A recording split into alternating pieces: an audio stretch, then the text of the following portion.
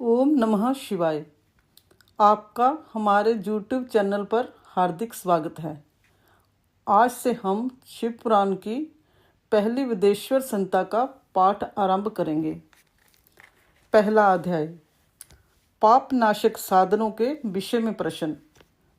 जो आदि से लेकर अंत में हैं, नित्य मंगल में हैं, जो आत्मा के स्वरूप को प्रकाशित करने वाले हैं, जिनके 5 मुख हैं और जो खेल खेल में जगत की रचना, पालन और संहार तथा अनुग्रह एवं त्रयोभाव रूप 5 प्रबल कर्म करते हैं, उन सर्वश्रेष्ठ अजर अमर उमापति भगवान शंकर का मैं मन ही मन चिंतन करती हूँ। व्यास जी कहते हैं, धर्म का महान क्षेत्र यहाँ गंगा जमुना का संगम है। उस पुण्य में प्रयाग जो ब्रह्मलोक का मार्ग है, वहाँ एक बार महातेजस्वी महाभाग महात्मा मुनियों ने विशाल यज्ञ का आयोजन किया। उस ज्ञान यज्ञ का समाचार सुनकर पौराणिक शिरोमणि व्यास जी के शिष्य सूत जी वहाँ मुनियों के दर्शन के लिए आए। सूत जी का सभी मुनियों ने विधिवत स्वागत व सत्कार किया तथा उनकी स्तुति करते हुए हाथ जोड़कर उनसे कहा, हे सर्वज्ञ विद्वान रोमहर्षण जी, आप बड़े भाग्यशाली हैं। आपने स्वयं व्यास जी के मुख से पुराण विद्या प्राप्त की है। आप आश्चर्य स्वरूप कथाओं का भंडार हैं। आप भूत भविष्य और वर्तमान के ज्ञाता हैं। हमारा सौभाग्य है कि आपके दर्शन हुए। आपका यहाँ आना निरर्थक नहीं हो सकता। आप कल्याणकारी हैं। उत्तम बुद्धि वाले सूत जी, यदि आपका अनुग्रह हो तो गोपनीय होने पर भी आप शुभाशुभ तत्व का वर्णन करें, जिससे हमारी तृप्ति नहीं होती और उसे सुनने की हमारी इच्छा ऐसे ही रहती है। कृपया कर उस विषय का वर्णन करें।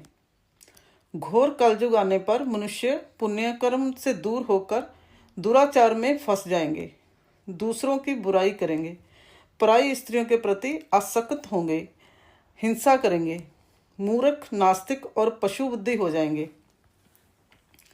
सूत जी, कलयुग में वेद प्रतिपादित वर्ण आश्रम व्यवस्था नष्ट हो जाएगी। प्रत्येक वर्ण और आश्रम में रहने वाले अपने अपने धर्मों के आचरण का परित्याग कर विपरीत आचरण करने में सुख प्राप्त करेंगे।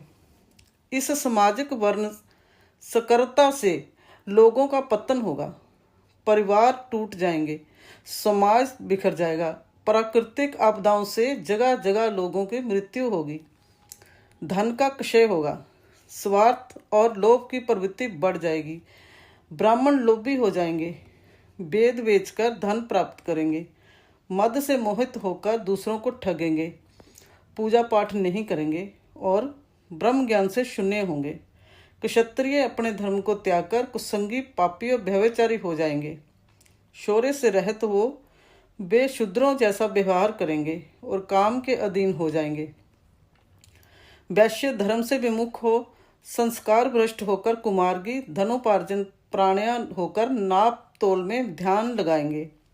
शूद्र अपना धर्म कर्म छोड़कर अच्छी वेशभूषा से सुशोभित हो व्यर्थ घूमेंगे। वे कुटिल और ईर्ष्यालु होकर अपने धर्म के प्रतिकूल हो जाएंगे, कुकर्मी और वाद विवाद करने वाले होंगे। वे स्वयं को कुलीन मानकर सभी धर्मों और वर्णों में विवाह करेंगे। स्त्रियां सदाचार से विमुख हो जाएंगी। वे अपने पति का अपमान करेंगी और सास ससुर से लड़ेंगी, मलिन भोजन करेंगी। उनका शील स्वभाव बहुत बुरा होगा। सूत जी, इस तरह जिनकी बुद्धि भ्रष्ट हो गई है और जिन्होंने अपने धर्म का त्याग कर दिया है, ऐसे लोग परलोक में उत्तम गति कैसे प्राप्त करेंगे? इस चिंता से हम सभी व्याकुल हैं। परोपकार के समान कोई धर्म नहीं है। इस धर्म का पालन करने वाला दूसरों को सुखी करता हुआ स्वयं भी प्रसन्नता अनुभव करता है। जय भावना यदि निष्काम हो तो कर्ता का हृदय शुद्ध करते हुए उसे परम गति प्रदान करती है। हे महामुने, आप समस्त सिद्धांतों के ज्ञाता हैं। कृपा कर कोई ऐसा उपाय बताइए जिससे इन सबके पापों का तत्काल नाश हो जाए। व्यास जी कहते हैं, उन श्रेष्ठ मुनियों की यह बात सुनकर सूत जी मन ही मन परम श्रेष्ठ भगवान शंकर का स्मरण करके उनसे इस प्रकार बोले। दूसरा अध्याय, शिव पुराण का परिचय और महिमा। सूत जी कहते हैं, साधु महात्माओं, आपने बहुत अच्छी बात पूछी है। जय प्रश्न तीनों लोगों का हित करने वाला है।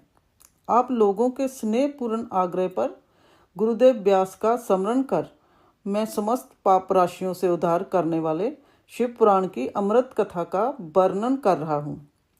ये वेदांत का सार सर्व सब है। यही परलोक में परमार्थ को देने वाला है तथा दुष्टों का विनाश करने वाला है। इसमें भगवान शिव के उत्तम यश का वर्णन है। धर्म, अर्थ, काम और मोक्ष आदि पुरुषार्थों को देने वाला पुराण अपने प्रभाव की दृष्टि से वृद्धि तथा विस्तार को प्राप्त हो रहा है।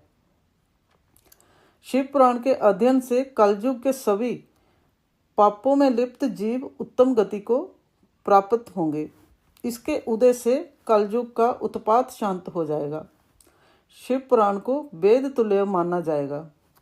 इसका प्रवचन सर्वप्रथम भगवान शिव ने ही किया था। इस पुराण के 12 खंड या भेद हैं। ये 12 संहिताएं हैं।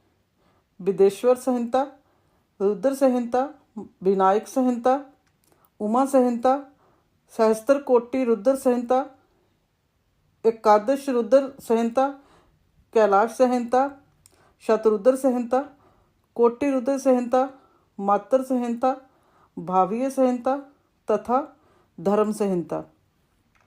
विदेश्वर संहिता में 10,000 श्लोक हैं। रुद्र संहिता, विनायक संहिता, उमा संहिता और मातर संहिता प्रत्येक में 8-8 हजार श्लोक हैं।